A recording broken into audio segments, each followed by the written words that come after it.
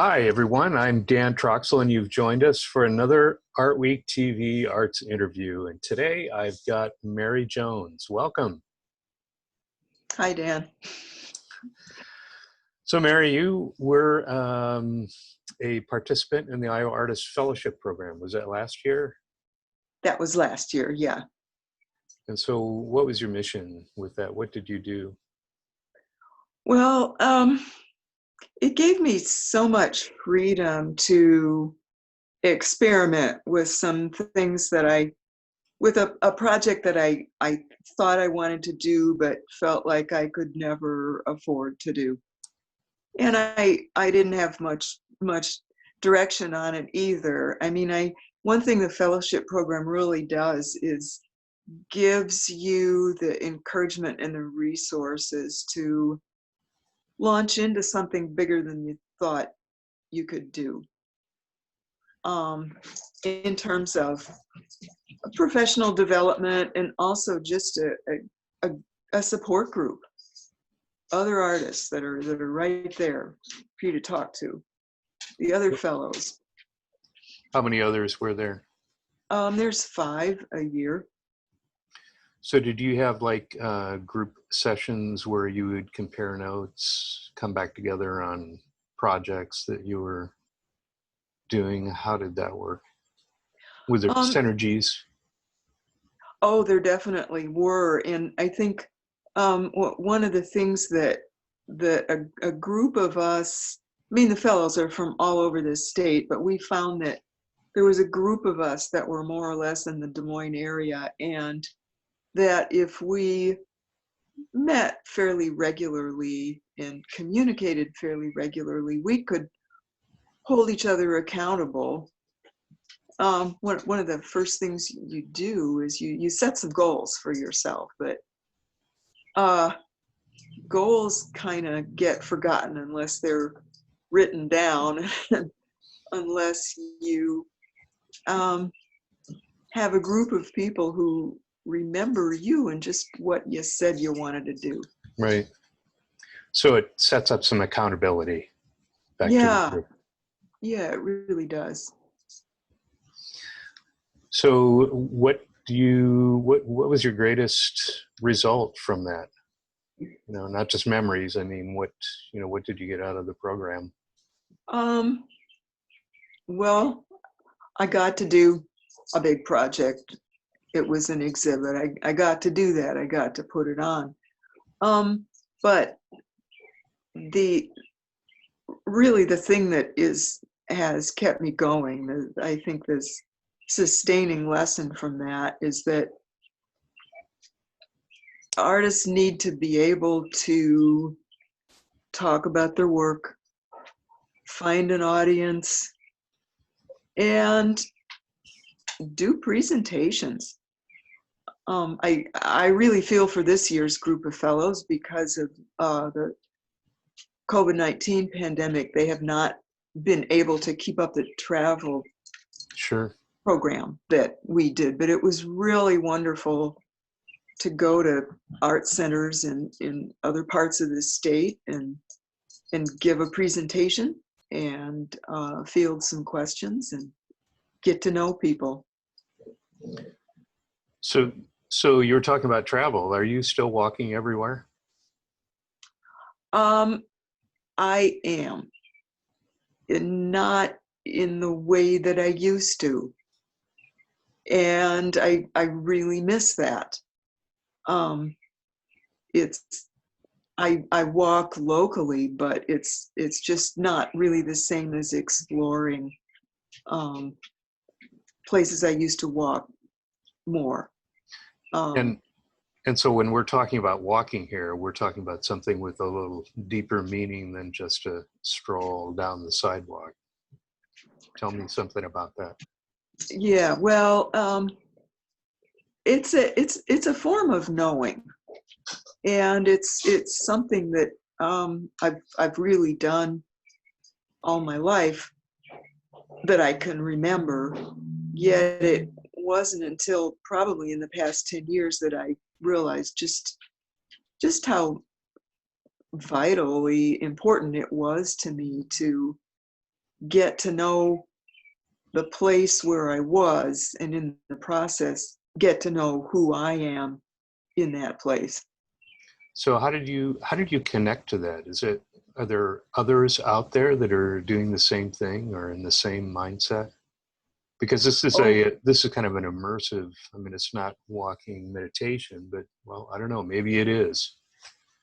Oh, I think How for did, some people it really is, uh-huh. but I'm discovering there are really a lot of walkers out there now, and people doing similar sorts of investigations of place.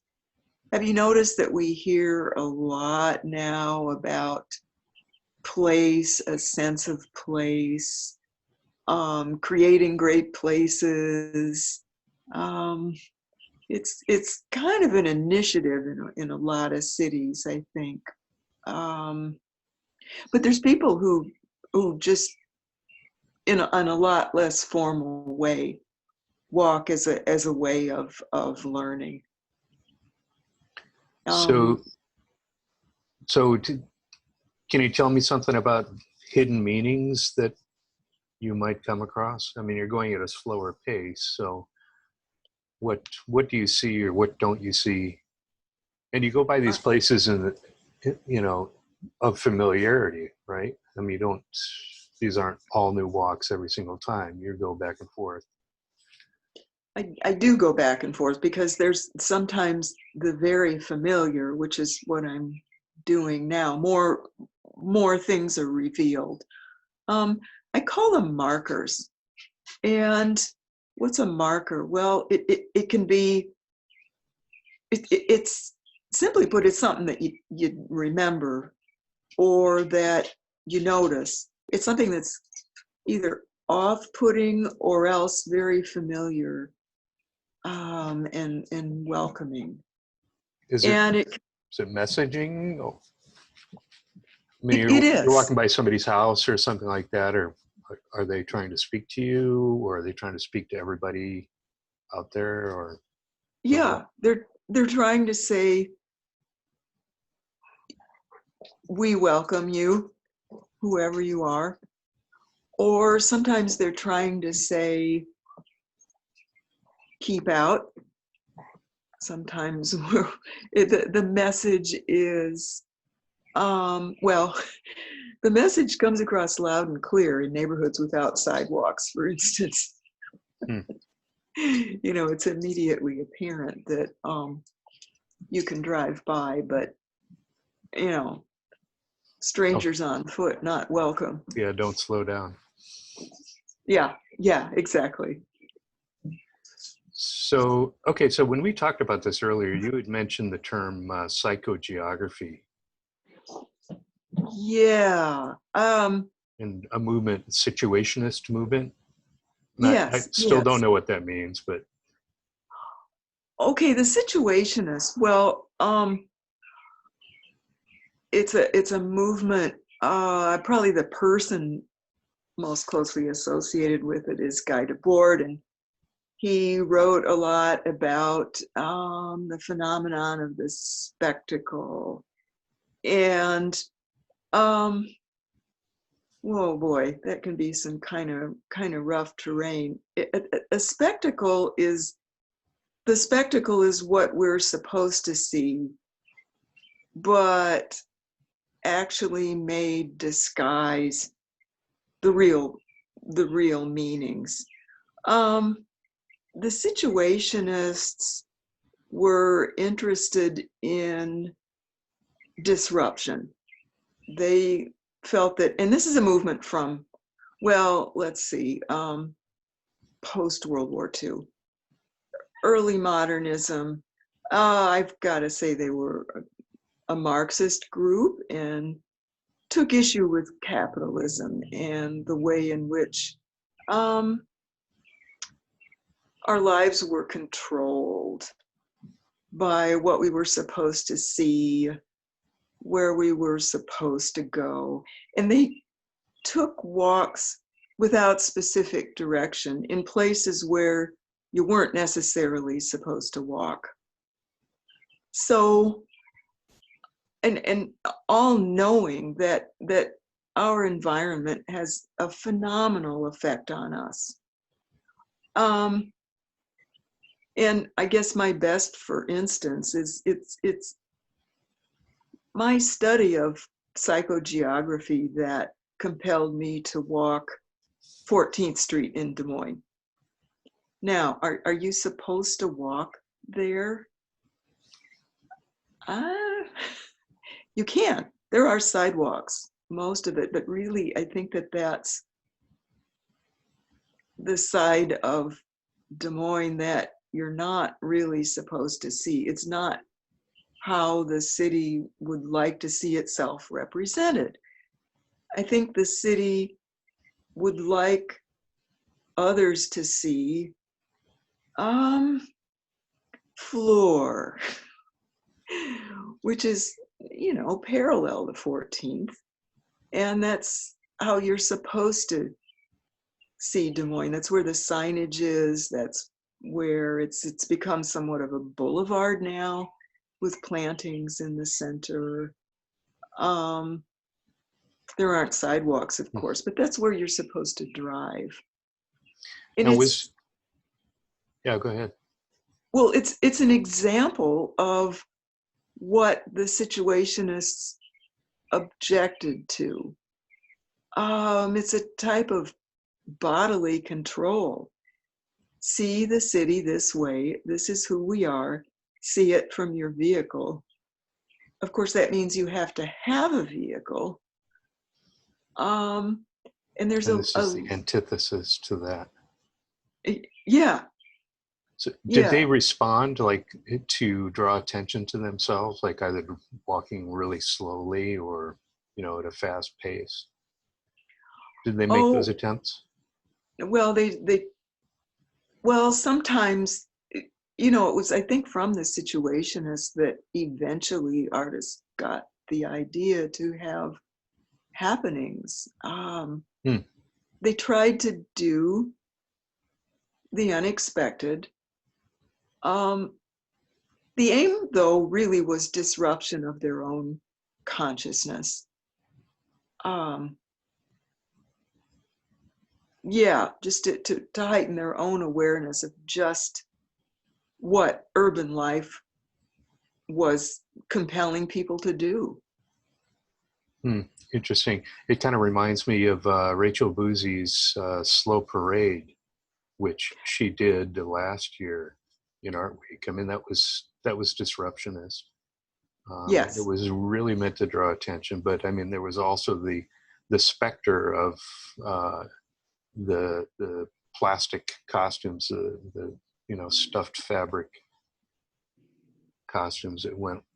I mean, saying costume is kind of a disservice because it was really an integral part of it. Yeah, it was, and that was, I think that the experimental nature of that has a lot to do with the idea behind the Situationist derev. That's what they call them, their walks. So did you ever make any interesting discoveries? I mean, by interesting, I mean like something that was really remarkable that was noteworthy during your walks? Yeah. That you'd like to talk about. Yeah. I think that a lot of markers have to do with safety.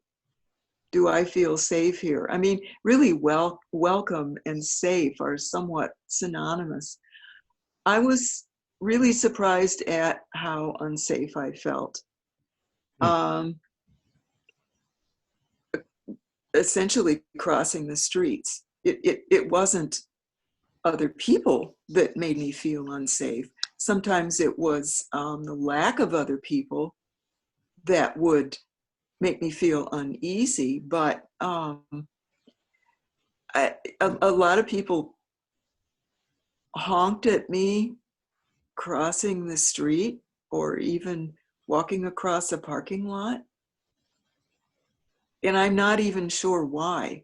I guess that motors really aren't expecting to see people walking. It's interesting, but it's almost aggressive. The honking. I mean, they weren't saying hi. No, They were no, not at saying, get all. out of the way. Yeah, they were saying, get out of the way. You know, you're essentially doing a dangerous thing by walking in this space. So So have that these, surprised me. yeah, go ahead. Well, and I saw the interactions I did see between people are things that you aren't supposed to see. For instance, a couple of times I saw people arguing outside of their cars, and they really weren't expecting to have that exchange witnessed by anyone else.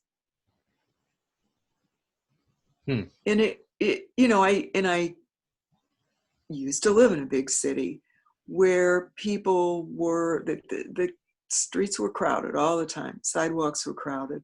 Nearly everywhere I lived, everywhere I went. And people were very conscious of being in a public space. You could tell by the way they carried themselves, the way they dressed. There was a lot of signaling that went on in that way. But if people don't expect that they're going to be seen by other people, they really don't think in the same way about what they're wearing or any of that. Interesting. So have these experiences, I mean, it's slowed you down a little bit, and you know, you've obviously developed an intention about it, and you know, you've given thought to it. Have you found that this has informed your art at all? Oh, it's absolutely changed it. How has that done that? Well, it's made me realize that how much my mind wanders. I mean, walking is very structured in a way. I mean, it's in these tiny increments of steps and breathing. And even though my body is so regulated in that way, my mind is just flying off in all directions. And so I find that having the mind so free, it allows it to wander. And so I started layering a lot into every piece so that there was not one specific narrative moving in one direction. And yeah, go on. Well, I'd start doing a place that I thought was about a particular street, because they tend to give pieces street names, or, you know, maybe that's where I was. I decide that I'm going to do a piece about that particular street, but then I find when I'm walking there that, oh my gosh, it's triggering all sorts of memories about different times and places.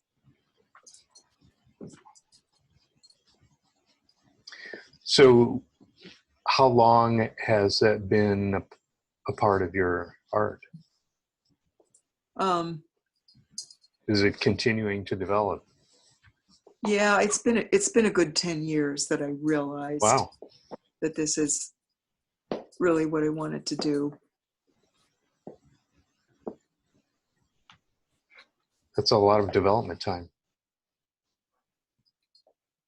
Yeah, well, and I haven't exhausted it yet, so I guess that's a good thing. So, okay, so I know that Steve is a renowned poet. Do you ever have conversations about poetry and art and the two kind of coming together and providing the similarity between metaphor and what you're doing and metaphor with what he does? We do. We do. Steve, your husband, just Yeah. for everybody listening. No, we have talked about it, and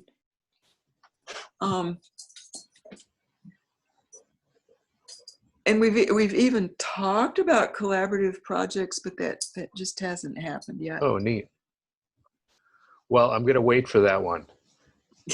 So, so that's your homework assignment. Yeah. Speaking of which, what do you think about arts funding in the schools?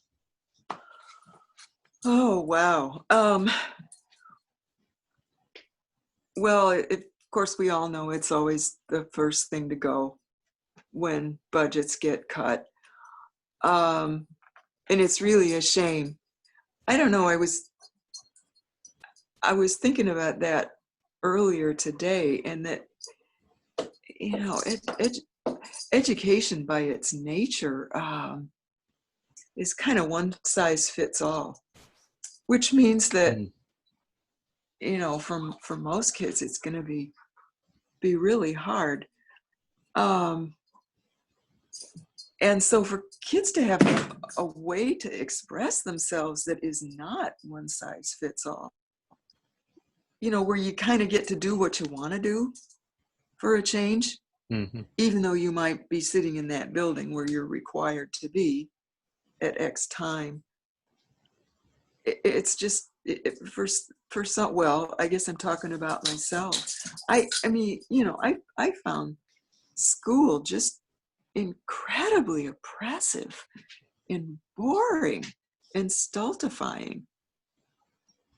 So you're talking about your schooling? Yeah. Yeah. And the one thing I liked was the art classes. And I know I'm not the only one. And it's not, I don't know, for a lot of people,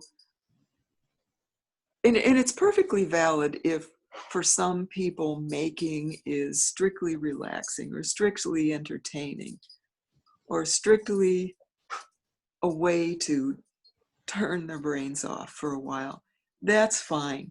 But for a lot of people, and particularly young people who are being herded into a place where they don't particularly want to be, you know, right, for 6 hours a day.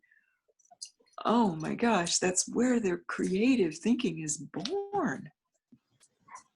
So did you get into those issues as part of your fellowship? Was that part of the discussion? Because there was a considerable amount of outreach, right, into the community with the fellowships. Was there discussion about how to bring art deeper into the curriculum? There wasn't. It just wasn't one of the things that we talked about a lot. It's a shame perhaps, but somehow K through 12 is a different silo. You know what I mean? Right, right. And of course, the only place I taught was in higher ed. So, you know, in a way, I'm really no expert in this area. So what have been your most inspiring projects so far? You mean of my own things that I've done? Yeah. Oh, okay. Okay. Yeah, well, I guess the top of mind right now is the one I'm working on right now, which is a synchronous walk that I took with, well, I was here in Indianola, and one of the other people was in Brooklyn, New York. And the third person whose idea this was actually was in the UK. She is an artist who lives in Hastings, which is on the English Channel. It looks like, because I've recently seen all the photographs that she took when she was walking. And so we all went on the same day at the same time. Hmm. So those of us in the States, we were only an hour apart, you know, but she had, it was 6 hours later for her. So Jane walked in the afternoon. And we tried to walk in the same shape. It was really interesting. And quickly found out what a challenge that was. Because all of Hastings is laid out along the shoreline. And where I am, it's a grid. It's your basic grid. And Brooklyn too has gridded sections, but it basically follows the shoreline as well. I mean, the major thoroughfares. So what was the end result? Well, we're still working on it. We all have a bunch of photos and a bunch of impressions. And yeah, what has really struck me so far, well, you're familiar with my work, and you know there's a lot of people in what I do. I populate the streets, even if they weren't right where I have walked. I imagine who was there, or else I create personas for myself. And so Jane, my friend in England, sent me a whole bunch of photos of people. And, you know, Hastings is somewhat of a resort area, or at least there are a lot of people on the streets. And when she got my photos, she said there wasn't a single person. You know, why is that? in your How is photos? that? Yeah. Yeah. She said, how did that happen? And I just said, well, you know, of all the rumors you've heard about Americans, and particularly here in the Midwest, they like their vehicles. And so I didn't take any photos of people, because that's right, Jane, I walked for 7 miles and only encountered one soul. Wow. Yeah. Interesting. Yeah. So we're trying to decide what shape this is going to take. This is interesting. It sounds like it could represent a new direction for you in a collaborative manner. Yeah. So really the thing that we had in common most was time. And the only thing I know for certain about all 3 walks is the timestamp on the photographs. Oh, yeah. So I'm thinking about doing a piece, and I usually put a grid of a street map behind my pieces, just kind of as I don't know, an organizing principle. But this time I think I'm going to do increments of 15 minutes. Interesting. So were you in Indianola or in Des Moines when you were synchronized? Yeah, I was in Indianola. So I would imagine it would have been a little easier for you to take a right turn or a left turn if that's what the partner in the UK was doing. Or did you decide a route ahead of a time? But she wasn't doing right and left turns. In fact, there wasn't a single one. Because there's no grid where she lives. So she was just using a compass. Oh, interesting. Yeah. Yeah. And was that how she was recording the change, any change in direction? Yes. Oh, okay. And she sent me my route, and I tried to duplicate it here and could not. So I just did the best I could. And basically it had one very long 3-mile trajectory, and then a couple of other short jaunts in different directions. And I also had to flip mine upside down because if I would have followed hers, I would have quickly ended up out of town. And what an interesting choice to use a compass instead of, GPS on a phone, to make a determination of that's a little more organic than and I think that's technology. And it kind of, it really is more in keeping with the whole organic nature of the walking. As opposed to, you're not driving around, you're not using technology, you're just like right there in the moment. And it's very much in the spirit of the Situationist movement too, in making somewhat arbitrary decisions and in walking without having a purpose outside of that walk, really. I mean, there was not a destination involved. Well, I'm really looking forward to seeing more of this as you get into it deeper. It sounds very intriguing, and I'm looking forward to that. So, do you have any other plans other than this current project that you're working on?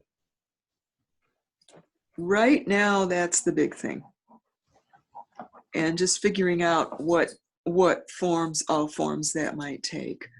I've also been currently working on some artist books that are shaped the way that the walk is shaped, which is actually easier to do in a gridded city or environment. Weren't you just working recently? Was it the Galesburg project that you were working on, where you made the books out of your experiences? Well, in or that, am I mixing that up? Oh, this is the books are something different. But I taught a class in Galesburg that was based on walking and finding a sense of place and a sense of belonging there. And for that project, we did a suite of prints because it was actually a printmaking class. So when is the book coming out, so to speak? Or should we wait for the movie? That's going to be a while. Except that I am teaching this a class in making a book that uncovers based on a walk that uncovers a sense of place at the Des Moines Arts Center. Yeah. And, this is new for me and new for them too. They are offering classes online via Zoom. Oh, wow. Yeah. Great. So I hope I've helped you work out some of your technical problems there with the Zoom meeting that we had. Yeah, I know. This is making me realize that it is going to be a challenge in some ways. But it's a new world, Well, that's great. Well, when does that start? Those classes start in July, the first week in July. So, and I think they're putting together the schedule for the adult classes right now. And I see. Okay. It should be something that they'll probably get out there and be publicizing pretty shortly. They've already got a schedule of camps set up. And of course, they're planning their reopening for the These, 7th of July. So, oh, okay. I was going to say they'd be Zoom camps, but so if they're opening up, then I guess the facilities would be able to support that. well, no, I think they're going to do Zoom camps too. Ah, interesting. So really looking forward to that. I appreciate you taking your time and sharing your thoughts about yourself and your art and all the walking and printmaking. On the show today, we've had Mary Jones. Mary, thank you so much. It's great talking to you again and catching up. Just a quick reminder, Art Week is June 19th through June 26th. You can check out the schedule on artweek.com to see virtual and online events, and use the tip jar if you see any art that you like and you want to support the artists. Thank you, Mary. Appreciate it. Thank you. This is Dan Troxell signing off. Bye-bye. Bye.